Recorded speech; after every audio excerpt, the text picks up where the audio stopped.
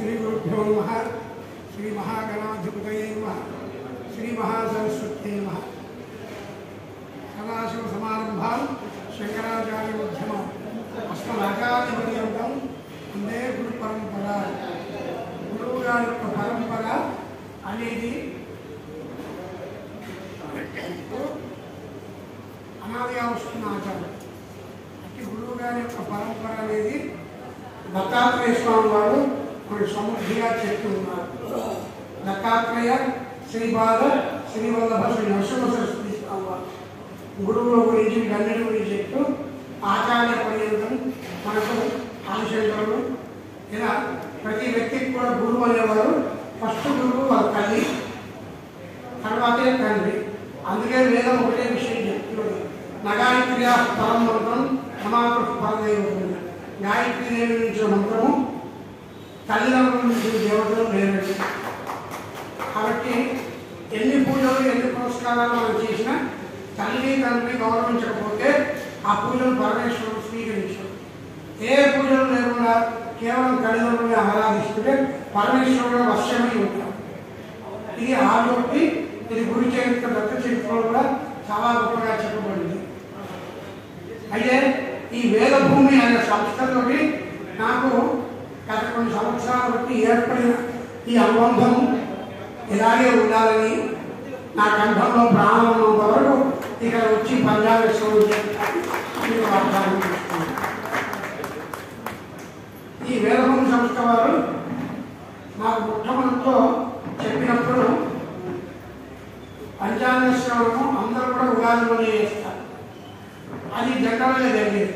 మనం ఏదైనా కొత్తగా చేస్తే బాగుంటుంది అనే ఒక సూచన నాకు చేశారు.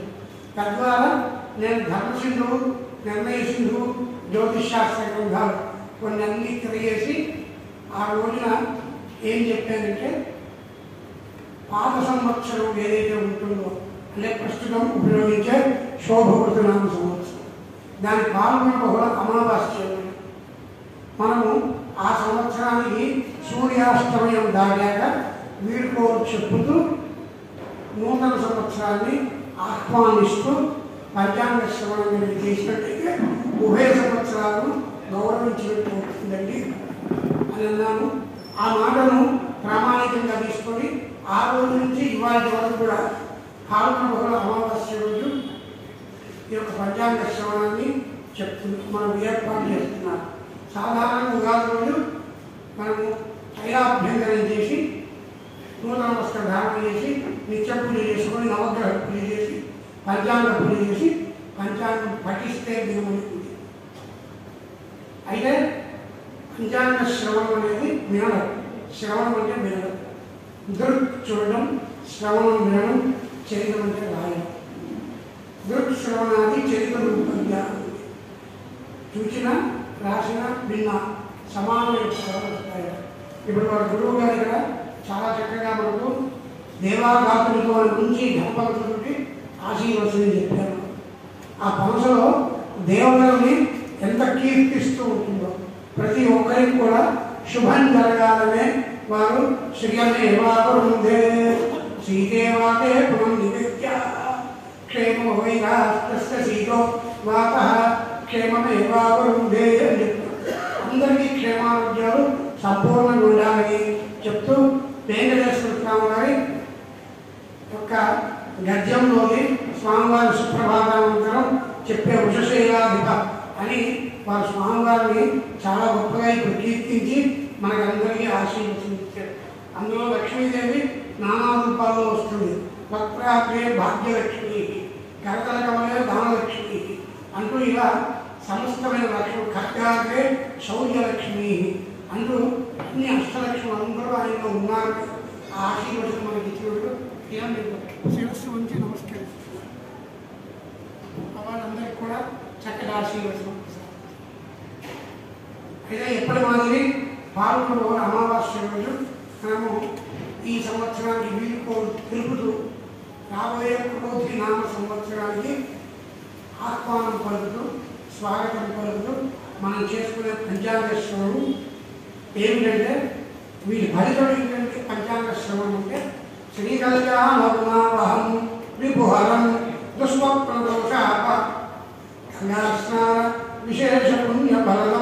గురాలతుల్యం గుణ ఆయుర్బుద్ధికరం శుభకరం సంతాన సంపత్ప్రదం నానాకర్మ సుసాధనం సముచితం పంచాంగపాకర్ణ్యకాలం. పంచాంగ శ్రవణం వలన శ్రీ కళ్యాణ గుణావహం విభోరం. కళ్యాణప్రదం అంటే సుఖ సంతోషాన్ని ఏర్పాటు చేస్తుంది. రిపు బలము, రిపు అంటే శత్రువులు, శత్రుబాధ పోగొట్టి శత్రువును కూడా మిత్రుల్ని చేస్తుంది. ఎందుకంటే ఆ సమూహంలో కొంతమంది కూర్చున్నప్పుడు అందులో ఏదైనా సరే శత్రుత్వం, సమత్వం, మిత్రత్వం ఉన్నా ఇక అందరూ గట్టి మీద రావడం వల్ల అలాంటివన్నీ మర్చిపోయి కాస్త మనం సంతోషంగా కాలక్షేపం చేయాలి. దుస్వప్న దోషాభ, సంవత్సరం మొత్తం కాలంలో వచ్చే దుస్వప్నాలు, మనకు కళలు వస్తూ ఉంటాయి. మంచి కళలు, చెడు కళలు రెండూ వస్తుంటాయి. చెడు కళల యొక్క దుష్ఫలితాలు ఏమన్నారో అట్టి దుష్ఫలితాలను తొలగజేసేటువంటిది పంచాంగ శ్రవణం. దుస్వప్న దోషాభ, గంగా స్నాన పుణ్యఫలం. గంగలో స్నానం చేస్తే ఎంత మహాపుణ్యం వస్తుందో అట్టి గంగా స్నాన ఫలాన్ని కూడా పంచాంగ శ్రవణం ఇస్తుంది. అందులోనూ ఈ సంవత్సరం మే 1 వరకు గురువు మేషరాశిలోనే ఉన్నాడు. గత సంవత్సరం ఏప్రిల్ 22 నుంచి ఈ సంవత్సరం మే 1 వరకు గురువు మేషరాశిలో ఉన్నాడు. జ్యోతిష్ శాస్త్రంలో బృహస్పతి మేషరాశిలో ఉన్నప్పుడు సార్వత్రి కూడా గంగా పుష్కరాలు ఉంటాయని. ఇవాళ మనకి మే ఎండింగ్లో అంటే ఏప్రిల్ ఎండింగ్లో వచ్చేటప్పటికి మనకు గంగా నది అంత్యపుష్కరాలు ఉంటాయి. సో గంగా నది పుష్కరాల సమయంలోనే ఈ పంచాంగ శ్రవణం అవుతుంది. కాబట్టి శాస్త్ర ప్రమాణం ప్రకారము గంగా స్నాన పుణ్య ఫలం, గంగలో స్నానం చేస్తే ఎంత విశేష ఫలం వస్తుందో. గంగా గోగర్భం దగ్గర నుంచి గంగ మనకు గోముఖి అంటారు. అక్కడి నుంచి గంగా నది ప్రారంభమై గంగాసాగర్ అని కలకత్తాలో వచ్చి సముద్రంలో కలుస్తుంది. అంతవరకు ఎన్నెన్ని ప్రదేశాల్లో గంగ పారుతుందో అక్కడ ఎక్కడ మనం స్నానం చేసినా అంత విశేష ఫలం వస్తుంది. అంతంత దూరాలు మనం పోగొడ గర్భోత్రి నుంచి గంగాసాగర్ వరకు మనం అంత దూరం వెళ్ళకపోయినా ఇక్కడే కూర్చొని స్వామివారి సమక్షంలో గంగా స్నాన ఫలాన్ని స్వీకరించే యోగం మనకు పంచాంగ శ్రవణం వలన కలిగిస్తున్నారు మన వేదభూమి సంస్థలో. అలాగే ఆయుర్వృద్ధిన ఉత్తమం శుభకరం సంతాన సంపత్ప్రదం. ఆయుర్వృద్ధి కలుగుతుంది. ఎలా అంటే మనకు సంవత్సరం మొత్తం మీద ఉండే మంచి చెడు తెలుసుకొని, చెడు కనుక ఉన్నట్లయితే దానికి సంబంధించిన పరిహారం, మంచి ఉన్నట్లయితే దానికి సంబంధించిన మంచిని తప్పించుకోవడం, ఇలాంటివి కనుక చేసినట్లయితే ఆరోగ్యం సమృద్ధిగా ఉంటుంది. తద్వారా ఆరోగ్యం కూడా సమృద్ధిగా ఉంటుంది. సంతాన సంపత్ప్రదం. సంతానం అంటే మన యొక్క ఉత్తరోత్తర జనరేషన్స్, కొడుకులు, కూతురులు, అల్లుళ్ళు, కోడళ్ళు, మనవళ్ళు, మనవరాళ్ళు, మునిమనవళ్ళు, మునిమనవరాళ్ళు, ఇలా అందరూ 50 మంది మన వంశంలో ఎంతమంది ఉంటారో అందరినీ కూడా ఆరోగ్యము, సంపద, విద్యా సంపద, జ్ఞాన సంపద అన్నీ ఏర్పాటు చేయాలి. నానా కర్మసు సాధనం సముచితం పంచాంగమాకరంగా. అనేక కర్మలు ఆచరించడానికి పంచాంగం అవసరం. కర్మలు అంటే సుకర్మలు, వేరే కర్మలు ఏమి చెప్తుంది. రోజు ఉదయం లేవగానే సంధ్యావందనం చేయండి, దేవతార్చన చేసుకోండి, తర్వాత బ్రహ్మయజ్ఞం చేయండి. బ్రహ్మయజ్ఞంలో మనకు దేవ ఋషి పితృతర్పణాలు చేసుకోండి. ఇత్యాదులన్నీ చేసుకోవడానికి మనకు అమావాస్య తల్లిదండ్రులు తర్పణం చేసుకున్నారు. అమావాస్యను తెలుస్తేనే తర్పణం చేస్తుంది. లేదా పెద్దల యొక్క నటించిన వారి తిథి వస్తుంది. పంచాంగం ఉంటేనే ఆ తిథి వచ్చి ఆ తిథి నాడు వారిని ఉద్దేశించి ఆర్థికాధికారులు చేస్తారు. అలాగే ఒక పండగ వచ్చింది, వినాయక చవితి, భాద్రపద శుద్ధ చవితి, వినాయక చవితి. ఆ పంచాంగం ఉంటేనే ఎప్పుడు భాద్రపద మాసం, ఎప్పుడు చవితి వచ్చిందనేది. అలాగే శ్రీరామనవమి, ఎప్పుడు నవమి. అయితే ఈ జ్యోతిష్ శాస్త్రము నిన్నటి రోజున పుట్టి ఇవాళ రోజున పెరిగి రేపటి రోజున పోయేది కాదు. ఇది కృతయుగం నుంచి ఉంది. కృతయుగంలో మత్స్యావతారం ఉంది, అది మనకు చైత్ర వైశాఖ మాసం. కూర్మావతారం ఉంది, వైశాఖ శుద్ధ తదియ. అలాగే వామనావతారం ఉంది, వామన ద్వాదశి వస్తుంది. నరసింహస్వామి వారి చతుర్దశి వైశాఖ శుద్ధ చతుర్దశి. తర్వాత పరశురామ జయంతి వైశాఖ శుద్ధ అక్షతృతీయ అంటారు. ఇలా ప్రతి ఒక్క దేవతలకు కూడా నిర్ణయము తిథి కోటి కూడుకొని కుశల యోగం ఉంది. అలాగే త్రేతాయుగం వచ్చేవాడికి శ్రీరామ నవమి అంటున్నాం. శ్రీరామ శబ్దం మామూలు అందరం ఉచ్చరించేది శ్రీరామ శ్రీరామ. కానీ నవమి అనేటువంటి జ్యోతిష్ శాస్త్రం కలిసి. అలాగే ద్వాపరయుగంలో జన్మాష్టమి కృష్ణాష్టమి అని శ్రీకృష్ణుడు శ్రావణంలో అష్టమి రోజు నిషేధి వ్యాప్తి అర్ధరాత్రి జన్మించాడని మనకు ప్రమాణాలు ఉంది. కృష్ణాష్టమి అంటున్నాం. శ్రీకృష్ణుడు అష్టమి కూడా కలిగాడు ద్వాపరయుగం వరకు. కలియుగం వచ్చేవాడికి ఇత్యాది పుణ్యకార్యాలన్నీ తీసుకుంటూ వెంకటేశ్వర స్వామి వారు తిరుమలలో వెలిసింది 5,125 సంవత్సరాల పూర్వం స్వామివారు వచ్చి ఉన్నారు. శ్రవణ నక్షత్రమే మనకు చెప్పడానికి కూడా శ్రవణ నక్షత్రమే జ్యోతిష్ శాస్త్ర ప్రమాణంగా మనకు తెలుస్తుంది. ఇలా ప్రతి సందర్భంలోనూ జ్యోతిష్ శాస్త్రం ఉంది. కాబట్టి కృతయుగం ద్వాపరయుగం త్రేతాయుగం కలియుగం అన్ని యుగాల్లో ఈ జ్యోతిష్ శాస్త్రం ఉంది. మనువాదులు ఉన్నాయి, 14 మనువాదులు ఉన్నాయి. స్వయంభవ స్వారోషోత్తమ రామసరైన సాక్షుల సూర్యసారణి బ్రహ్మసారణి రుద్రసారణి రౌద్రభూజ్యతి చతుర్దశ మంత్రానం సప్తమే వైవస్వత మన్వంతరం. ఇప్పుడు మనము వైవస్వత మనువనే మన్వంతరం ఉన్నాం. ఒక మనువు యొక్క ఆయు ప్రమాణం మన లెక్కల ప్రకారం 71 లక్షల సంవత్సరం. ఇప్పుడు మనం 7వ మనువులో ఉన్నాం. వైవస్వత మన్వంతరే సంకల్పంలో ఇవన్నీ కూడా చెప్తున్నాం. వైవస్వత మన్వంతరే కలియుగే ప్రథమ భాగే జంబూర్తివే భారతవర్షే భక్తకండే మీరు లక్షల భాగే శ్రీశైలిష్ట వాయుదేశే అని ఆ సంకల్పం అన్నీ చెప్పుకుంటారు. వచ్చి అక్కడ వచ్చి వెంటనే ఏం చెప్తాం? చాంద్రమానేన స్వస్తి శ్రీ శోభకృతనామ సంవత్సరే ఉత్తరాయణే శిశువుకు భాద్రమాసే కృష్ణపక్ష అమాయాం హిందువాసరే. ఇవన్నీ కూడా మనకు జ్యోతిష్ శాస్త్ర సంబంధం. పంచాంగమే లేకపోతే ఇవన్నీ రావు. ఇవన్నీ రాకపోతే ఎక్కడ ఉన్నామో మనం చేయలేము.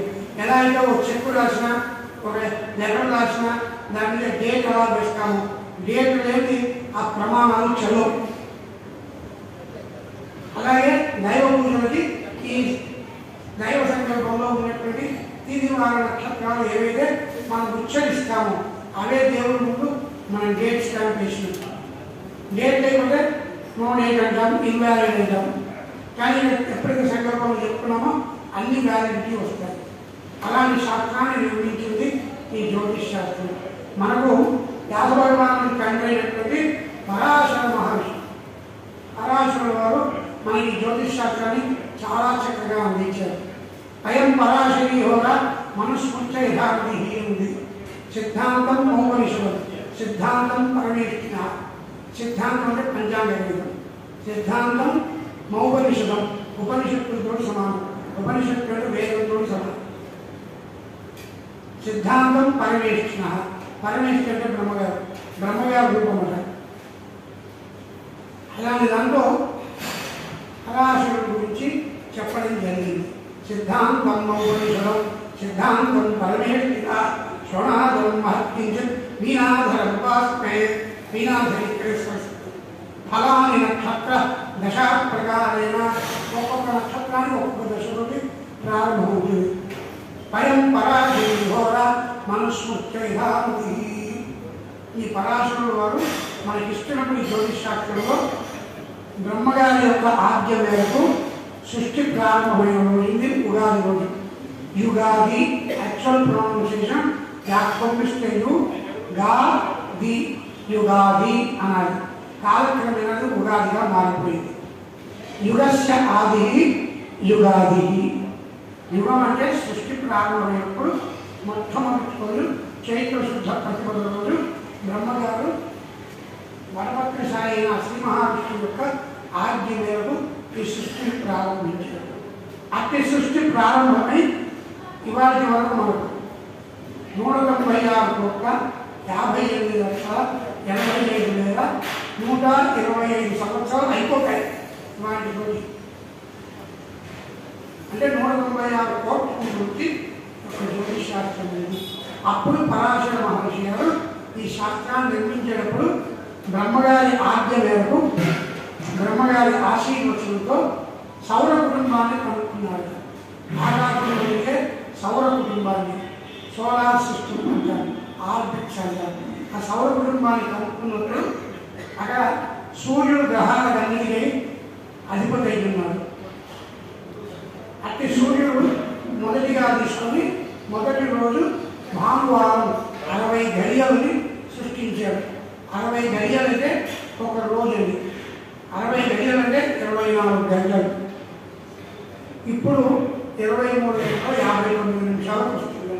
24 గంటలు డేగా ఒక రోజు కాదు. రేపటి నుంచి మనకు 23:59 దాంట్లో కొన్ని పగలు ఉన్నాయి. అంతవుతే మనకు ఒక డే మారిపోతుంది. Not total 24 hours. అయితే ఆదివారాన్ని సృష్టించాడు. ఈయన అర్క అంటే సూర్యుడు. అర్క, శుక్ర, బుధ, చంద్ర, మందో, జీవ, ధరాసుక అని 7 గ్రహాలు చూచాడు. అర్క సూర్యుడిని మొదటి వారంలో పెట్టి నెక్స్ట్ ఏం చేశాడు? అక్కడి నుంచి చతుర్దకేంద్రానికి వెళ్ళాడు. అర్క, శుక్ర, బుధ, చంద్ర, చంద్రుడిని చూచాడు. అందుకని 2వ చంద్రవారం పెట్టాడు. అని చంద్రుడి నుంచి చతుర్దకేంద్రానికి చూచాడు. చంద్ర, మంద, జీవ, ధరాసుక. ధరాసుడు అంటే ధర అంటే భూమి. ఆమె యొక్క శుక్రుడు కుజుడు. అందుకని కుజవారం, మంగళవారం వచ్చింది. చంద్రుడు తర్వాత ధరణి గర్భ సంబోధం అని చెప్పుకుంటారు. ధరణి అన్న భూమి. కుజుడు తర్వాత 4వ కేంద్రంలో బుధుడు కనబడ్డాడు. ధరాసుక, అర్క, శుక్ర, బుధ. బుధవారం వచ్చింది. బుధ, చంద్ర, మంద, జీవ. జీవుడు అంటే గురువారం. జీవ, ధరాసుక, అర్క, శుక్రవారం. శుక్ర, బుధ, చంద్ర, మంద శనివారం వచ్చింది. శనివారం అయిన తర్వాత ఆదివారం ఎందుకు రావాలి? మరొక వారం రావచ్చు కదా అని చూస్తే మంద, జీవ, ధరాసుక, అర్క మళ్ళీ సూర్యుడు వచ్చేసాడు. శనివారం తర్వాత మళ్ళీ మనకు ఆదివారం. ఇలా వారోత్పత్తి ఏర్పడలేదు. 7 వారాలు. తర్వాత అమృత కొద్దిగా సేవించాడు కాబట్టి జగన్మోహన్ రూపంలో ఉన్నప్పుడు రాహు కొద్దిగా అమృతం సేవించాడు, కేతువు కొద్దిగా సేవించాడు కాబట్టి వాళ్ళకి దైవత్వం వచ్చి వాళ్ళని తీసుకొచ్చి గ్రహాల్లో కూర్చోబెట్టి సప్తగ్రహాలు కాస్తే నవగ్రహాలు అయ్యి. కేతు గ్రహో శిరోహీన. కేతువుకి ఏంటంటే అమృతం జారిపోయింది గొంతు నుంచి. సుదర్శన చక్రం వదిలేవాడికి శిరస్సు పోయింది. కేతువుకి శిరస్సు లేదు. రాహుకి కంఠం దగ్గర ఆగిపోయింది. రాహుకి కంఠం ఉంది. అందుకని సర్పాకారాన్ని తీసుకొచ్చి శిరస్సు తీసుకొచ్చి కేతువుకి, బాడీ మొత్తం తీసుకొచ్చి రాహుకి. నవగ్రహాలు. అయితే రాహుకి కేతువులు తమోగ్రహాలు, ఛాయాగ్రహాలు. ఏ గ్రహం యొక్క ఛాయ వారి మీద పడితే ఆ ఛాయా ఫలితాన్ని ఇస్తారు కానీ స్వయంగా వాళ్ళకు ఇచ్చే ఫలితాలు లేవు. సెల్ఫ్ ఇమ్యూనిటీ పవర్ వాళ్ళకు లేదు. అందులో రాహు కేతువులు తమోగ్రహాలు ఉన్నారు. యద్భావం పిలవాపి యద్భావే శక్తిలో ప్రత్యఫలానిలో ప్రతిషేధం తమోగ్రహం. రాహుకేతులు కేవలం ఏ భావాలు ఉంటారో ఏ భావాలు బట్టి కలిసి ఉంటారో ఆ రిజల్ట్సే ఇస్తారు కానీ స్వయంగా ఏ రిజల్ట్స్ ఇవ్వలేదు. మిగతా సప్తగ్రహాలు కుజాది పంచగ్రహాలు కుజుడు, బుధుడు, గురువు, శుక్రుడు, శని ఈ 5 గ్రహాలకు వక్రగతులు ఉన్నాయి, రుజుగతులు ఉన్నాయి. వెనక్కి వెళ్తారు, వక్రం దాటితే రుజుగతికి వస్తారు. చంద్రుడికి, సూర్యుడికి వక్రాలు లేవు. ఏ గ్రహమైనా సరే సూర్యుడిని దాటి 2 అడుగులు ముందుకు వస్తే వెంటనే వక్రంలోకి వచ్చేయాలి. ఇది డిగ్రీగా ఉంటుందండి.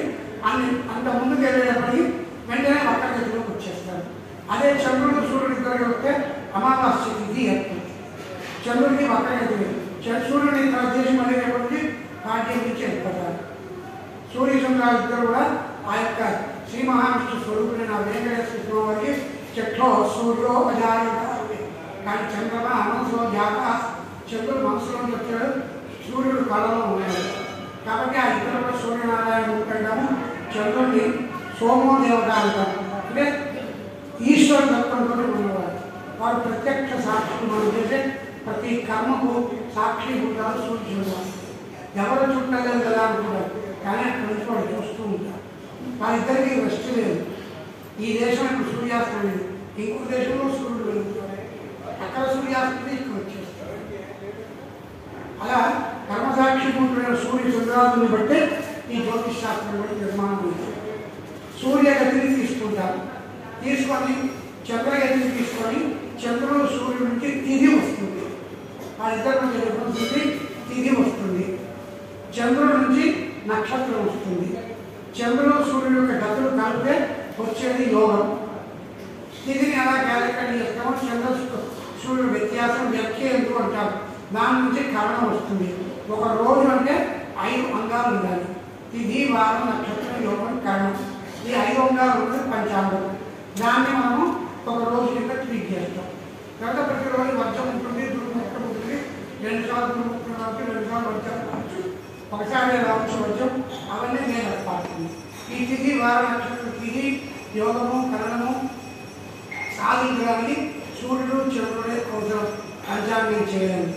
అంటే సృష్టి ప్రారంభమై పరాశరుడు వారు రచించినప్పటి సృష్టి ప్రారంభం చేసినప్పటి నుంచి వారు ఈ జ్యోతిష్ శాస్త్రాన్ని నిర్మించి మనకు అందించిన విషయాన్ని బట్టి వాటి వరకు 196,85,58,125 సంవత్సరాలు ఇవాటితో పూర్తి అయిపోతుంది. అయిపోతే రేపటి నుంచి చాంద్రమాన క్రోధినామ సంవత్సరం. గతంలో ఈ క్రోధినామ సంవత్సరం 1964లో వచ్చింది. అప్పుడు అధిక మాసం వచ్చింది. అధిక చైత్ర శుద్ధ పాడ్యమి ఉగాది గారు నిర్ణయం చేశారు. నిజ చైత్ర శుద్ధ నవమి శ్రీరామనవమి. ఇది ఉగాది నుంచి శ్రీరామనవమికి 40 రోజులు వ్యత్యాసం వచ్చింది. 64లో. ఇప్పుడు మనకి ఎలాంటి అధిక మాసాలు లేవు కాబట్టి డైరెక్ట్ చైత్ర శుద్ధ ప్రతిపదే మనకు ఉగాది అవుతున్నది. ప్రతి సంవత్సరానికి 3 పేర్లు. చాంద్రమానాద్దో గ్రాహ్యాహ. మనమంతా చాంద్రమానాన్ని ఫాలో అవుతున్నాం. చాంద్రమానం ప్రకారం క్రోధినామ సంవత్సరం. బాల్హస్పత్యమానం ఇంకొక మానం ఉంది. అది సాధారణంగా వింధ్య పర్వతానికి ఉత్తర దేశస్తులు వాడతారు. మనం ఢిల్లీ వెళ్ళినా, గుజరాత్ వెళ్ళినా, కాశ్మీర్ వెళ్ళినా, అటువంటి ఏ దేశం వెళ్ళినా బాల్హస్పత్యమానం తీసుకోవాలి. బాల్హస్పత్యమానం ప్రకారం ఈ రేపు వచ్చే సంవత్సరానికి పేరు పింగళనామ సంవత్సరం. ఇవాటి వరకు రాక్షసనామ సంవత్సరం. వారణాసిలో కూర్చుంటే రాక్షసనామ సంవత్సరం అని చెప్తారు వాళ్ళ అమావాస్య. రేపు మళ్ళీ శుక్రపక్షం సమానం అందరికీ. వాళ్ళు క్రోధినామ సంవత్సరం, వాళ్ళు పింగళనామ సంవత్సరం, చైత్ర మాసం శుద్ధ ప్రతిపద అంటాం. చాంద్రమానం మళ్ళీ క్రోధినామ సంవత్సరం. తర్వాత సర్వత్ర గురువుదేవ శాస్త్రం ఉంది. గురువు ఏ రాశిలో ఉదయిస్తాడో, ఏ నక్షత్రంలో గురువు ఉదయిస్తాడో దాని ప్రకారంగా ఒక అర్థం అంటే ఒక పేరు. అర్థం అంటే సంవత్సరం. దానికి ఒక పేరు వస్తుంది. అది మాసంతో కూడుకొని ఉంటుంది. ఈసారి గురువు ఉదయించే నక్షత్రం ప్రకారం వచ్చే మాసం పేరు కార్తీకాబ్దం. అబ్దత్రయ నిరూపణ. అబ్దత్రయం అంటే 3. 3లో క్రోధినామ సంవత్సరం, బాలస్పత్యమాన సంవత్సరం, గురువుదయ కార్తీకాబ్దం అనేది నిర్ణయమైంది. ఇది ఈ సంవత్సరానికి క్రోధినామ సంవత్సరంలో ప్రజలలో అన్యోన్య వైరాలు ఉంటాయి. అన్యోన్య శత్రుత్వాలు ఉంటాయి. ఎంత అన్యోన్యంగా ఎక్కడో మిస్అండర్స్టాండింగ్ వస్తూ ఉంటుంది. రాజులకు ప్రజలకు కూడా కొంత సమన్వయం లోపిస్తుంది. రాజుల మధ్యలో యుద్ధాలు ప్రారంభమవుతాయి. అది మనకు గెలవడానికి ఏదో ఎలక్షన్స్ రాబోతుంది. తదుపరి ఈ సంవత్సరంలో మంగళవారం ఉగాది వస్తున్నది కాబట్టి అగ్ని ప్రమాదాలు బాగా ఉంటాయి. తర్వాత సూర్యప్రతాపం విపరీతంగా ఉంటుంది. చెట్లు, చేమలు, పొలాలు, పంటలన్నీ కూడా బాగా ఎండిపోతాయి. నీటికి బాగా కరువు ఏర్పడుతుంది. తదుపరి ఈ సంవత్సరం అవకాశ ప్రమాదాలు, రైలు ప్రమాదాలు, విమాన ప్రమాదాలు ఎక్కువగా ఉండే అవకాశం ఉంది. అంగారంటే నిప్పు, దానికి కారకుడు అంగారుడు. అన్ని ఫైలింగ్ నేచర్లోనే ఉంటుంది ఈ సంవత్సరం అంతా. తదుపరి మనకి ఈ సంవత్సరాలన్నీ ఇలా ఉండగా పంచవర్షాత్మక యుగ చక్రం అనే ఒక శబ్దం కూడా మనకు పంచాంగ సరళి, నిత్యప్త పంచాంగ సరళి, నిత్య జ్యోతిషాస్త్ర గ్రంథాల్లో అట్టి పంచవర్షాత్మక యుగ చక్రాన్ని అనుసరించి వేదంలో సున్నాల పన్నం ఉంది. అందులో ఇలావత్సరం, యుగవత్సరం, అనువత్సరం, పరివత్సరం, వత్సరం అని 5 పేర్లు ఉన్నాయి. అందులో ఈ సంవత్సరానికి ఇదావత్సరం అని పేరు. ఈ సంవత్సరానికి ఇదావత్సరానికి అధిపతి చంద్రుడు అవుతున్నాడు. చంద్రప్రీతికి నిత్యం సాయం వేళ చంద్రదర్శనం కానీ, లేదా వస్త్రదానం కానీ, లేదా ధాన్యం అంటే బియ్యం కానీ, ప్యాడీ మన వరి దానం చేస్తే చంద్రుడు తృప్తి పడతాడు. మనకు ఉండేటువంటి ఏదైతే ఇందాక అగ్నిబాధలు తర్వాత వచ్చి ఎండా వేడి ఉష్ణోగ్రత బాధలు ఉన్నాయో ఇత్యాది బాధలను చంద్రుడు తన శీతలత్వంతో తగ్గించే మార్గాన్ని సమతుల్యం చేస్తాడు. చంద్రుడికి సముద్రం కూడా పేరుంది. సమతుల్యం చేయడానికి చంద్రుడి యొక్క అంత శక్తి ఉపయోగపడుతుంది. కాబట్టి రేపటి నుంచి రోజు సాయం వేళ చంద్రదర్శనం, రేపు పాడ్యం రాత్రి 8:30 ఆకాశంలో చంద్రదర్శనం ఉండదు. ఎల్లుండి విద్య ఉంది, అవతల ఎల్లుండి కూడా విద్య ఉంది. సో రేపు రాత్రి సూర్యోదయానికి సూర్యోదయానికి మనకు విద్య తిథి ఉంది కాబట్టి ఆకాశంలో నెలవంక కనబడుతుంది. ఎల్లుండి రాత్రి తదుపరి అవతల ఎల్లుండి కూడా విద్య ఉంది. రేపు రాత్రి చంద్రదర్శనం ఉండదు. కాబట్టి రేపు వదిలేసి అయినా కనబడకపోయినా ఆకాశంలో ఉంటాడు. కాబట్టి ఒకసారి చంద్రుడిని తలుచుకొని దశశంక తుషారావం శ్రీరామ సముద్భవం నమామి శిశుం ధ్రువం శంభో మౌఢపురుషం అని ఒక్కసారి చంద్రధ్యానం చేసి చంద్రస్య శశాంకశ్చ విదుస్సోమో విశాఖ రాత్రే కనబడేవాడు, రాత్రికి కాలు. అలాంటి చంద్రుడిని ఒక్కసారి స్మరించి నమస్కారం చేసిన చంద్రుడి వలన మనకు ఉష్ణం తగ్గి శీతలత్వం ఏర్పడే అవకాశాలు ఉంటాయి. చంద్రప్రీతికి తెల్లటి వస్త్రాలు దానం చేసిన, వరి దానం చేసిన, శ్వేత కండుల ధాన్యం అంటే తెల్లటి బియ్యం దానం చేసిన మంచిది. చంద్ర భగవాన్ యొక్క అనుగ్రహంతో మనకు అన్ని విధాలా శ్రేయస్కరంగా ఉంటుంది. అయితే ఈ సంవత్సరం సృష్ట్యాది విచారం కనుక మనం చూసినట్లయితే ఇందాక సృష్టి ప్రారంభమైనప్పటి నుంచి సంవత్సరాలు అనుకున్నాం. అలాగే వర్తమాన మహాయుగాలను అనుసరించి 38,97,224 సంవత్సరాలు గడిచింది. కలియుగం ప్రారంభమై ఇవాళతో 5,125 సంవత్సరాలు గడిచిపోతాయి. శాలివాహన శకాన్ని అనుసరించి 1946 సంవత్సరాలు మనకు 6 చక్రాలు ఉన్నాయి. యుధిష్ఠిర అంటే ధర్మరాజు దగ్గర నుంచి, శాలివాహన, విక్రమార్క, కలిక్షగానం ఉంది. 6 ఉన్నారు. ఇవన్నీ కూడా తీసుకుంటాం. నార్పులంతా విక్రమ శకం తీసుకుంటాం, మనమంతా శాలివాహన శకం తీసుకుంటాం. అట్టి శాలివాహన శకం నుంచి 1946 సంవత్సరాలు శంకర భగవత్పాదుల వారు ఆదిశంకరాచార్య ఇందాక మనం కళాశివ సమారంభాన్ని ఆదిశంకరుని గుర్తు చేసుకున్నాం. అంటే ఆదిశంకరుడు యొక్క శతాబ్దాల నుంచి 2096 సంవత్సరాలు గతించింది. మధ్వాచార్య సాంప్రదాయం ప్రకారం 904 సంవత్సరాలు గతించింది. పూర్ణశకం అంటే ఇంగ్లీష్ శకం 2024-25 రేపటి నుంచి 9 ఏప్రిల్ 2024 నుంచి వచ్చే సంవత్సరం మార్చి 25 ఉండాలి. 25 మార్చి 2025 ఈ యొక్క సంవత్సరం ఉంటుంది. మొత్తం 355 రోజుల సంవత్సరం ఇది. పసలి గతాబ్దాన్ని అనుసరించి 1443-1444 సంవత్సరాలు, విసరి గతాబ్దాన్ని అనుసరించి 1445-46, భారత స్వాతంత్రం వచ్చినప్పటి నుంచి 1947 ఆగస్టు 15న మనకు స్వతంత్రం లభించింది. అత్యంత స్వాతంత్ర యుగాన్ని అనుసరించి 77-78 సంవత్సరాలు ఇది. అలాగే ప్రతి సంవత్సరానికి రాజాది నవనాయకులని 9 మంది నాయకులు ఉంటారు, ముఖ్య నాయకులు. తర్వాత ఉపనాయకులు ఉంటారు. అంటే రాజాది నవనాయకులను తీర్చినట్టుగా ఏ రోజున ఉగాది వస్తుందో ఆ వారాధీశుడే రాజు ఉంటాడు. రేపటి రోజున మంగళవారం ఉగాది కాబట్టి మంగళవారానికి వారాధీశుడు కుజుడు, అంగారకుడు కాబట్టి అంగారకుడు రాజు అవుతాడు. రేపటి నుండి రాజు అంగారకుడు, రాజా వాహనం నావ, మంత్రి శని, సేనాధిపతి శని, పూర్ణ సస్యాధిపతి కుజుడు, అపర సస్యాధిపతి చంద్రుడు, అర్ఘాధిపతి శని, మేఘాధిపతి శని, రసాధిపతి గురువు, నీరసాధిపతి కుజుడు, పురోహితుడు కుజుడు, గ్రామపాలకుడు శని, గణకుడు బుధుడు, దైవజ్ఞుడు శుక్రుడు, పరీక్షకుడు కుజుడు, పశుపాలకుడు యముడు, స్థానరక్షకుడు బలరాముడు. వర్షము ద్విరాధక వర్షం, 2 తూముల వర్షం పడుతుంది. వర్షం మొత్తం 4 భాగాలు. 4 భాగాల్లో 2 భాగాలు పర్వతాలు సముద్రంలో పడుతుంది, 2 భాగాలు భూమి మీద పడుతుంది. అది కూడా ఈసారి అర్ఘాధిపతి శని అయ్యాడు. అందువల్ల తర్వాత వచ్చి మనకు మేఘాధిపతి కూడా శని. అర్ఘం అంటే నీరు, మేఘం మనకు వర్షం ఇచ్చే, పర్జన్యుల మీద కూడా అభివృద్ధి చేయలేదు. కాబట్టి వర్షాభావం కూడా ఈ సంవత్సరం ఉండే సూచన ఉంది. అయితేను మనకు రాజు వాహనం నావ అయింది. నావ పడవలో సంచరిస్తారు.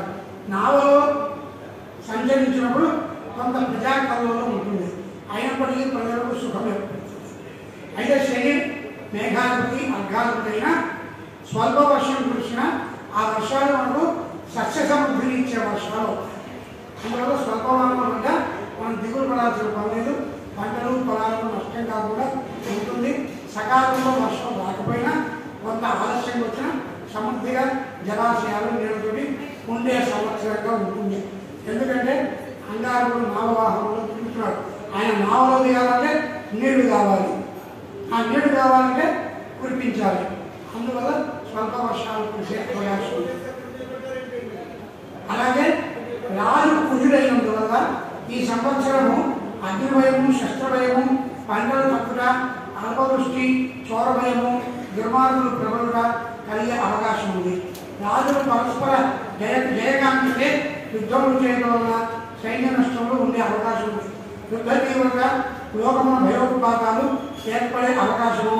ఎర్రని వస్తువులు, ఎర్రని రంగులు, కందులు, మిర్చి, పగడములు, బెల్లము, మద్యము, విష వస్తువులు, చంద్రగడ్డ, కలప, కట్టెలు, అగ్ని పదార్థాలు, బంగారము, వెండి, సీసము, ఉప్పు, యంత్ర పరికరాలు, బొగ్గు, పెట్రోల్, కిరోసిన్, ఆముదము, నార, గుణసంచులు, ఉల్లిపాయలు, పొగాకు, తేయాకు, కాఫీ గింజలు, పసుపు, కంచు, ఇత్తడి, రాగి, కంకర, సిమెంటు, కంకర రాళ్ళు, లోహ వ్యాపార వాటాలు, అల్యూమినియం మొదలగు వస్తువుల యొక్క విపరీతంగా పెరిగే అవకాశం ఉంది ఈ సంవత్సరం.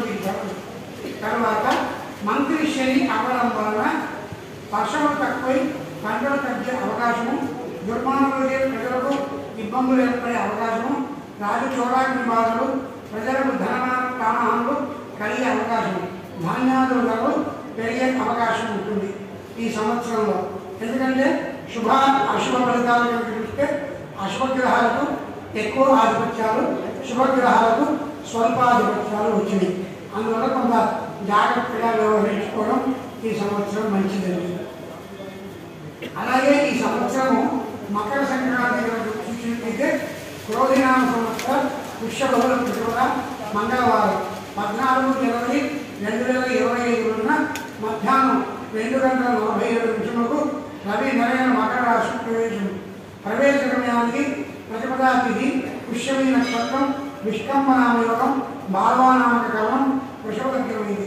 సంక్రాంతి పురుషులు మంగళవారం వచ్చినందువల్ల మహోదరమైన నామధేయంతో ఉంటారు. ఈ మహోదర నామధేయం ఉన్న దొంగలకు సుఖం ఎప్పుడే అవకాశం ఉంటుంది. క్రోధినామ సంవత్సర చైత్రబహుళ అష్టమి బుధవారం 1 మే 2024 రోజున పగలు 1 గంటకు బృహస్పతి వృషభరాశి ప్రవేశంతో సార్ధత్రికోటి తీర్థరాజ శైల రేవాణి అంటే నర్మదా నది పుష్కరాలు ప్రారంభమవుతాయి. ఓంకారేశ్వరుని మనకు మధ్యప్రదేశ్లో ఉండేది. అక్కడ రేవానది, ఈ నర్మదా నది ప్రవాహం బాగా ఉంటుంది. నర్మదా నది యొక్క స్నానము, నర్మదా బాణం అనే శివలింగము ఇవన్నీ దొరుకుతాయి. పర్వతం కూడా ఓంకార రూపంలోనే ఉంటుంది. కింద అమరేశ్వరుడు జ్యోతిర్లింగము, పక్కనే ఓంకారేశ్వరుడు మాంధార మహారాజు ప్రతిష్ఠ చేసిన ఓంకారేశ్వరుడు ఉంటాడు. ఇండోర్కి దగ్గరగా ఉంటుంది. 90 కిలోమీటర్ల దూరంలో. ఎక్కడ ఎవరైనా వెళ్ళాలంటే నర్మదా నది పుష్కరాలు అక్కడ చేసుకుని ఉజ్జయిని మహాకాల దర్శనం కూడా చేసుకొని రావచ్చు. మౌఢ్య నిర్ణయం క్రోధినామ సంవత్సరంలో చైత్ర బహుళ చవితి ఆదివారం అనగా 28 ఏప్రిల్ 2024 ఆషాఢ శుద్ధ పంచమి గురువారం 11 జూలై 2024 శుక్రమౌఢ్యమి.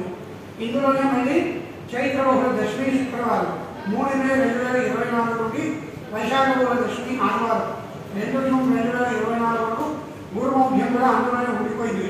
అందువల్ల ఈ సంవత్సరం శుభముహూర్తాలన్నీ మనకు 24 ఏప్రిల్ తోటి క్లోజ్ అయిపోయింది.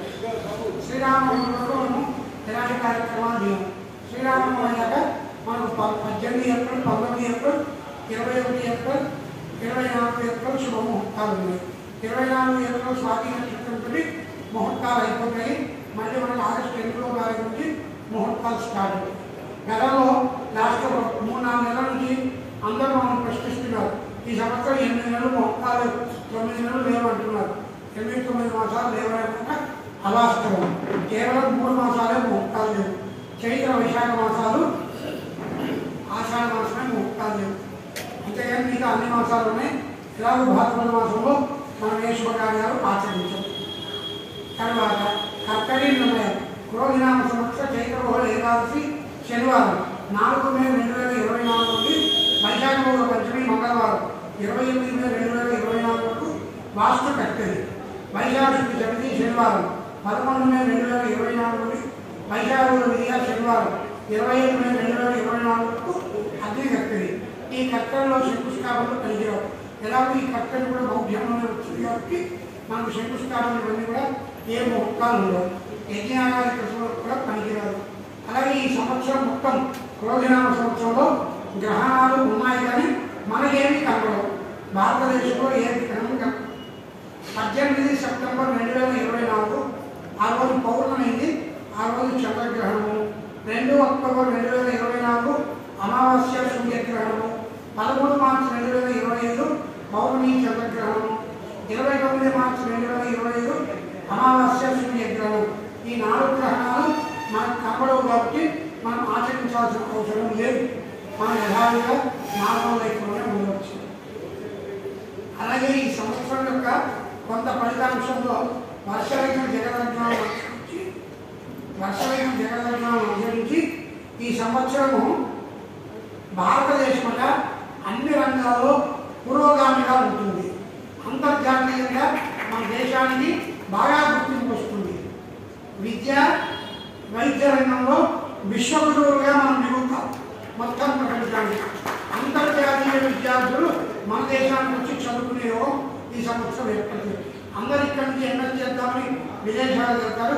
విదేశాల నుంచి ఇండియా వచ్చి చదువుకునే స్థితి ఈ సంవత్సరం బాగా ఏర్పడుతుంది. తర్వాత విదేశీ పెట్టుబడులు, విదేశీ విద్యా సంస్థలు ఎన్నో మన దేశంలో వచ్చి ఏర్పాటు చేసుకునే అవకాశం ఉంటుంది. గోశాలలు, గో ఉత్పత్తులకు ఆదరణ పెరుగుతుంది. వాటి యొక్క ఉత్పత్తులు కూడా బాగా పెరుగుతాయి. తదుపరి ఈ సంవత్సరము మధ్య మధ్యన ప్రభుత్వ నేతల మధ్య అభిప్రాయ భేదాలున్న ప్రజలకు ఎలాంటి ఇబ్బందులు ఉండవు. అక్కడక్కడ ప్రపంచవ్యాప్తిగా అక్కడక్కడ మొత్తం అగ్ని ప్రమాదాలు బాగా నోటీస్ చేస్తారు. అలాగే ఈ సంవత్సరంలో ఆర్థిక కట్టుబడులు ఎక్కువగా ఉంటాయి. ఎవరు ఏది ఖర్చు పెట్టాలనుకున్నా బాగా ఆలోచన చేసి ఖర్చు పెడతారు. లేదా బాగా దానం చేసే వారికి కూడా 10,000 దానం చేసే వాళ్ళు 1000 ఇద్దామని అనుకుంటారు. అలా కూడా మానసికంగా కూడా కొంత కట్టుబడి చేసే అవకాశం ఉంటుంది ఈ సంవత్సరం. అలాగే మన ఆంధ్రప్రదేశ్లో కానీ మన యొక్క తెలుగు రాష్ట్రమైన ఆంధ్రప్రదేశ్లో ప్రాకృతిక ఉపద్రవాలు ఒరిస్సా, బెంగాల్, బీహార్లో కూడా ప్రాకృతికమైన అంటే నేచర్ వల్ల వచ్చే ఉపద్రవాలు ఎక్కువగా ఉంటాయి. ఒరిస్సా, బెంగాల్, ఆంధ్రప్రదేశ్, బీహార్ ఇలాంటి దేశాలు. అలాగే చైనా, తైవాన్ ఈ దేశాల వలన తర్వాత వచ్చి చైనా కమ్యూనిస్ట్ పార్టీలలో అంతర్గత విభేదాలు రావడము, పశ్చిమాసియా దేశాలకు దేశాధినేతలకు అరిష్టము, ఆఫ్ఘనిస్తాన్, అమెరికా వంటి దేశాల్లో ప్రభుత్వంపై వ్యతిరేకత పెరగడం, అమెరికా, మెక్సికో వంటి దేశాల్లో కూడా ప్రాకృతిక ఉపద్రవాలు ఎక్కువగా పెరుగుతాయి. లేదా భూకంపాలైనా ఆ దేశాల్లో విపరీతంగా వచ్చే అవకాశం ఈ సంవత్సరం ఉండే అవకాశం ఉంది. దేశాధిష్ట యోగాలు ప్రతి సంవత్సరం కూడా మనకు కొంత మంచి కొంత చెడు జరుగుతుంది. దేశాధిష్ట యోగాల్లో ప్రభుత్వాల మధ్య యుద్ధ వాతావరణము, ప్రాకృతిక ఉపద్రవాలు ఇవన్నీ చైత్ర వైశాఖ మాసాల్లో అంటే రేపటి నుంచి వైశాఖంలో అమావాస్య నుండి 8 మే దాకా ఇలాంటి వాతావరణం ఉంటుంది.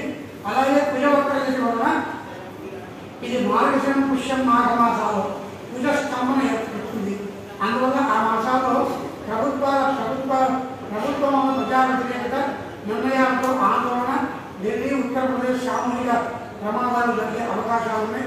ఆ దేశాల్లో షేర్ మార్కెట్లో బాగా ఒడిదుడుకులు ఉంటాయి. ఎప్పుడు మార్గశిరం, పుష్యం, మాఘం. అక్టోబర్ 20వ తారీఖు నుంచి జనవరి 20 వరకు షేర్ మార్కెట్లో బాగా నష్టాలు, ఒడిదుడుకులు విపరీతంగా ఉంటాయండి. ఇవి దేశాధిష్ట యోగాలు. అలాగే ప్రతి సంవత్సరం కూడా మనము ఆదాయ వ్యయాలు చెప్పుకుంటున్నాం. ఆదాయ వ్యయాలకు వచ్చినట్లయితే మేషరాశి వారు. మేషరాశి అంటే అశ్విని నక్షత్రం, భరణి నక్షత్రం, కృతికా నక్షత్రం మొదటి పాదం వరకు మేషరాశి. ఈ మేషరాశి వారికి ఆదాయం 8, ఖర్చు వ్యయం 14 ఉంది. వృషభ రాశి కృతికా నక్షత్రం 2, 3, 4 పాదాలు, రోహిణి నక్షత్రం, మృషిరా నక్షత్రం 1, 2 పాదాలు. వీళ్ళందరూ కలిసి వృషభ రాశిలో పడతారు. ఇత్యాది వారికి 2 ఆదాయం 8 వ్యయం. మిథున రాశి వారికి 5 ఆదాయం 5 వ్యయం. మృషిరా 3, 4 పాదాలు, ఆర్ద్ర నక్షత్రం, పునర్వసు 1, 2, 3 పాదాల మిథున రాశి. ఈ మిథున రాశి వారికి 5 ఆదాయం 5 వ్యయం. కర్కాటక రాశి వారు పునర్వసు 4వ పాదం, పుష్యమి నక్షత్రం, ఆశ్లేషం. ఈ నక్షత్రాల వారికి 14 ఆదాయం 2 వ్యయం. సింహరాశి వారు మఖా నక్షత్రం, పుబ్బా నక్షత్రం, ఉత్తర నక్షత్రం మొదటి పాదం వరకు. సింహరాశి వారికి 2 ఆదాయము 14 వ్యయం. కన్యా రాశి ఉత్తర 2, 3, 4 పాదాలు, హస్తా నక్షత్రం, చిత్తా 1, 2 పాదాలు. ఈ నక్షత్రాల వరకు 5 ఆదాయం 5 వ్యయం. అయితే సింహరాశి వారికి మిథున రాశి వారికి 5 ఆదాయం 5 వ్యయం ఉంది. ఆదాయం ఖర్చు ఒకటే ఉంది కాబట్టి ఏదైనా ఇల్లు వాటిలో భూములను కొనుక్కొని ఆదాయాన్ని వ్యయంలోకి మార్చుకోవచ్చు. ఎంత ఆదాయం వస్తుందో ఆదాయాన్ని వ్యయంలోకి మార్చుకోవచ్చు సింహరాశి. కన్యారాశి వారికి కూడా 5 ఆదాయం 5 వ్యయం. వారు కూడా కన్యారాశి వారు కూడా వచ్చిన ఆదాయాన్ని స్థిరాస్తిలో వ్యయం చేసి దాన్ని కాపాడుకోవచ్చు. తులారాశి వారు 2 ఆదాయము 8 వ్యయం. తులారాశి అంటే చిత్తా నక్షత్రం 3, 4 పాదాలు, స్వాతి నక్షత్రం, విశాఖ 1, 2, 3 పాదాలు. వీళ్ళకు 2 ఆదాయం 8 వ్యయం. తదుపరి వృశ్చిక రాశి వారు. ఈ రాశి వారికి 8 ఆదాయం 14 వ్యయం. వృశ్చిక రాశి విశాఖ 4వ పాదం, అనురాధ, జ్యేష్ఠ నక్షత్రాలు. ధనుడు రాశి మూల, పూర్వాషాఢ, ఉత్తరాషాఢ మొదటి పాదం. వీళ్ళకు 11 ఆదాయం 5 వ్యయం. మకర రాశి వారు. ఈ రాశి వారు అంటే ఉత్తరాషాఢ 2, 3, 4 పాదాలు, శ్రవణ నక్షత్రం, ధనిష్ట 1, 2 పాదాల వారు. వీళ్ళకు 14 ఆదాయం 14 వ్యయం. కుంభరాశి వారు ధనిష్ట 3, 4 పాదాలు, శతభిష నక్షత్రం, పూర్వభద్ర 1, 2, 3 పాదాల వారు. వీరికి కూడా 14 ఆదాయం 4 వ్యయం. మీనరాశి వారు పూర్వభద్ర 4వ పాదం, ఉత్తరాభద్ర నక్షత్రం, రేవతి నక్షత్రం వారు. ఈ రాశి వారు మీనరాశిలో వస్తారు. వీరికి 11 ఆదాయం 5 వ్యయం. ఇందులో చాలా రాశుల వారికి ఆదాయం కన్నా వ్యయం ఎక్కువ ఉంది. కొన్ని రాశులకు ఆదాయం వ్యయం సమానం ఉంది. అలా ఆదాయం కన్నా వ్యయం ఎక్కువ రాశులు ఇందాక నేను చెప్పినట్టుగా ఏదైనా స్థిరాస్తులు ఏర్పాటు చేసుకోవడం కానీ లేదా దైవ కార్యాలకు ఏదైనా దానం డొనేషన్స్ ఇవ్వడం కానీ చేస్తే ఆదాయం వారి యొక్క ఖర్చులు, సంపాదనకు సంస్కారం పెడుతుంది. అలాగే ఆదాయం బాగా ఉంది, వ్యయం తక్కువ ఉన్నవాడు ఆ వ్యయంలో కొంత భాగం ఏదైనా పుణ్యకార్యాలకు కూడా వినియోగిస్తే అక్కడ కూడా సంపాదనకు సంస్కారం అనేది ఏర్పడుతుంది. కాబట్టి మన ఆదాయం, మన వ్యయం ఎంత ఉన్నా జాతకరీత్యా మనకు ఉన్నటువంటి మనకు వచ్చే ఆదాయంతో మన వ్యయాన్ని సమకూర్చుకుంటూ దాంట్లో నుండి మనం 4 రూపాయలు దాచి పెట్టుకొని ఉత్తరోత్తరాభివృద్ధి గురించి చేయొచ్చు. ఇలా మనం మొత్తం దేశవ్యాప్తంగా, ప్రాపంచిక వ్యాప్తంగా చూసినట్లయితే 96 ఆదాయం ఉంటే 108 వ్యయం ఉంది. దేశాలకు కూడా బడ్జెట్లో ఇస్తే లోటు బడ్జెట్లో వచ్చే అవకాశం కానీ సంపూర్ణమైన నిల్వలు దొరికే అవకాశం లేదు. అలాగే రాజ్యపూజ్య అవమానం.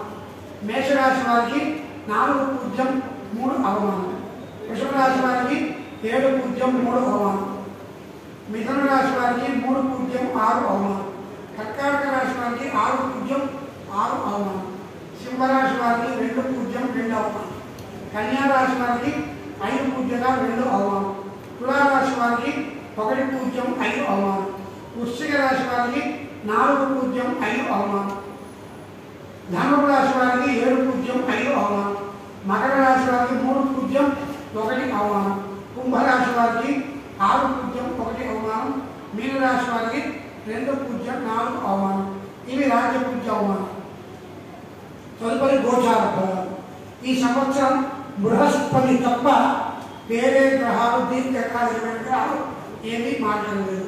బృహస్పతి ఫస్ట్ మే చైత్ర బహుళ అష్టమి రోజు మారుతున్నారు. ఆ రోజు మేషరాశి నుంచి వృషభ రాశికి మారుతున్నారు. శని కుంభరాశిలోనే సంచారం, రాహు మీనరాశిలో సంచారం, కేతు కన్యారాశిలోనే సంచారం. కుజుడు నెల 15 రోజులకు మాట్లాడు. అక్టోబర్ 20 నుంచి కుజుడు జనవరి 20 వరకు కర్కాటక రాశిలో స్తంభించి ఉంటారు. ఇది గ్రహస్థితి. ఇత్యాది గ్రహస్థితుల వలన మనము గోచార ఫలాలను చూసుకున్నాం.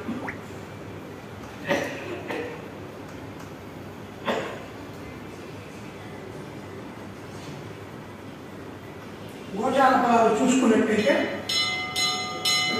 మేషరాశి వారికి ఫస్ట్ మే నుంచి గురువు వృషభ రాశికి వస్తాడు. 2వ రాశికి గృహంలో శుభకార్యాలు జరుగుతాయి, ధనాదాయం పెరుగుతుంది, మనోల్లాసంగా ఉత్సాహంగా సంతోషంగా కాలం గడుస్తుంది. కుటుంబంలో అభివృద్ధి కలిగే అవకాశం, సంతానం కలిగే అవకాశము, విద్య వ్యాపారము ఉద్యోగ స్థితిలో అభివృద్ధి బాగా ఉంటుంది. వృషభ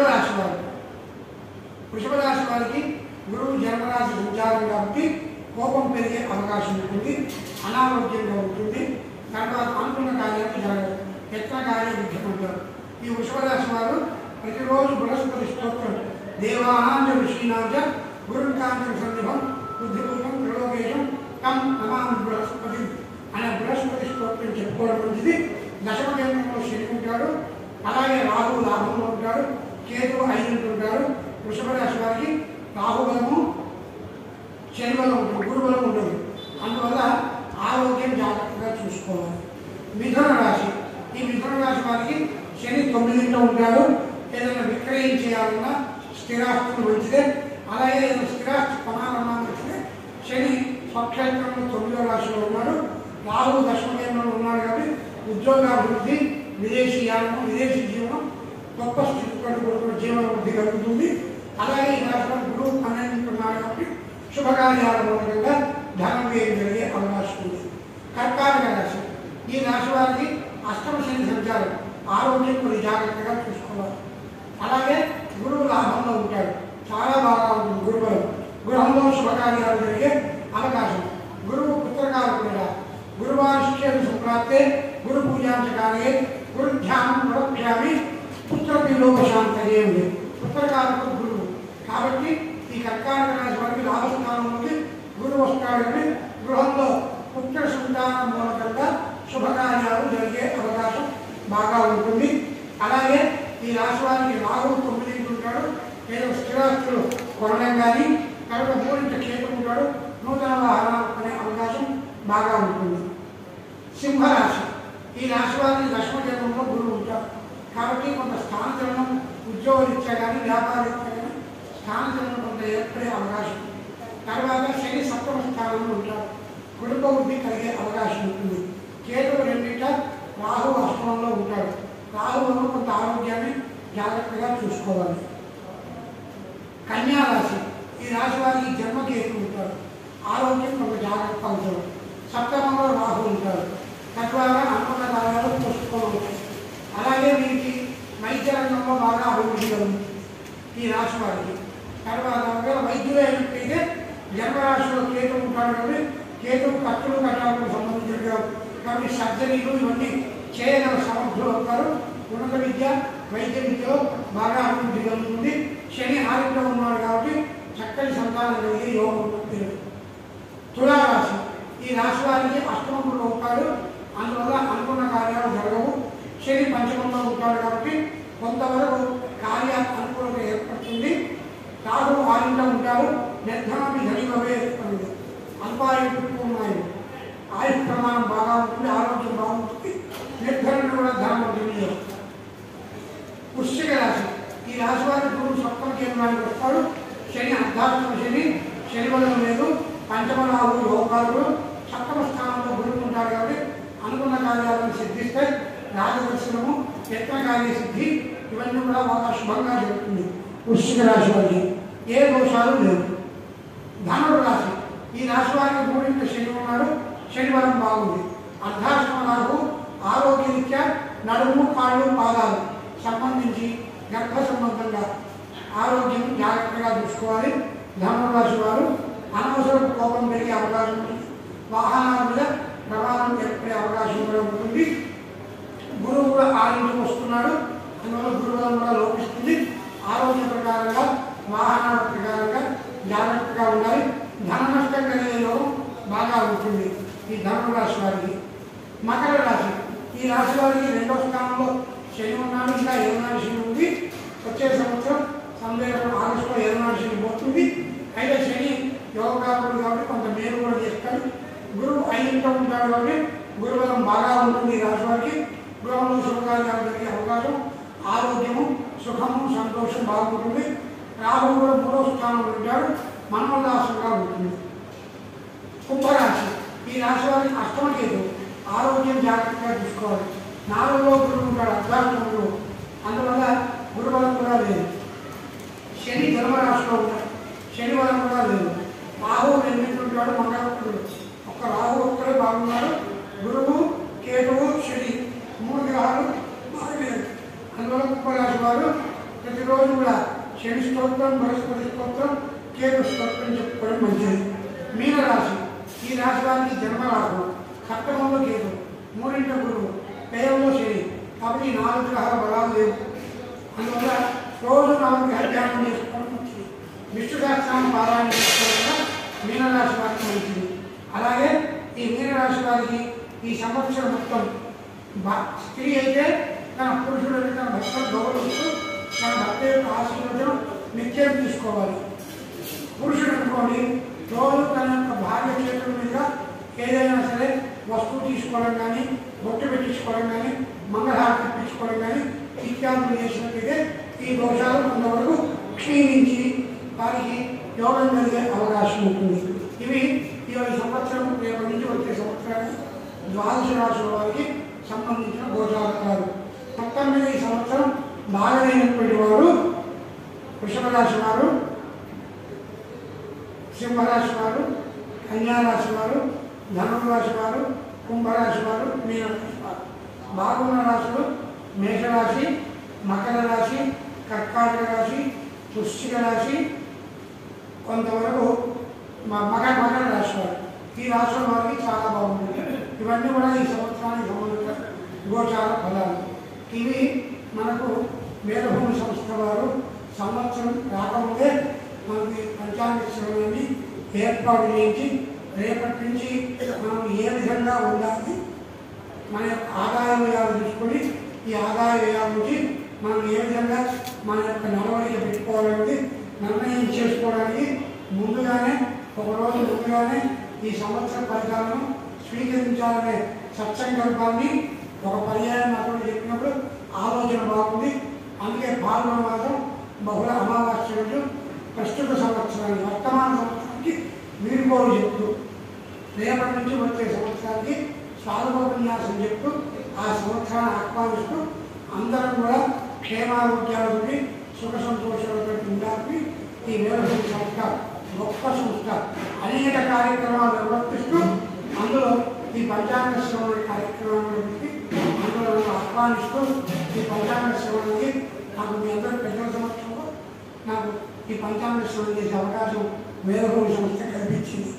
అయితే ఇందులో సంస్థలను సభ్యులు సంస్థాధీశులు అందరూ తన ఒక విషయంలో ఎక్స్క్యూజ్ చేయాలి. మన దగ్గర జరిగే ప్రతి ప్రోగ్రాంకి మూర్తి గారు నాకు ఆహ్వానం ఇస్తున్నారు. నేను ఎక్కువగా పనిలో బిజీగా ఉండవు, అవుట్ స్టేషన్లో ఉండవు, లేదా విదేశాలలో రాలేకపోతున్నా.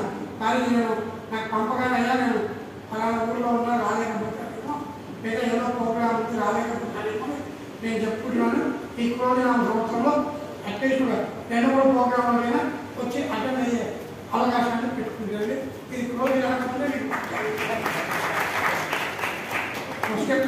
పరిభావయంతాం న్యాయేన వాక్యేన మహిం మహిషాః లోకాన్మయం లోకాः సమస్తాः సుఖినో భవంతు కాలే వర్షపృథివ్యా పృథివీ సస్యశాలినీ దేశోऽయమిత్రో భవితో బ్రాహ్మణాः సప్తమిర్భయాः అపుత్రాः పుత్రిణః పౌత్రిణः అధనాः సధనాः సంతు జీవంతు శరదాం శతం స్వస్తి సర్వేషాం సమస్త సన్మంగళాన్ భవంతు సర్వే జనాः సుఖినో భవంతు ధర్మస్య విజయోస్తు అధర్మస్య నాశోస్తు ప్రాణిషు ఉద్భావనాస్తు విశ్వస్య కళ్యాణమస్తు 7 మండలాల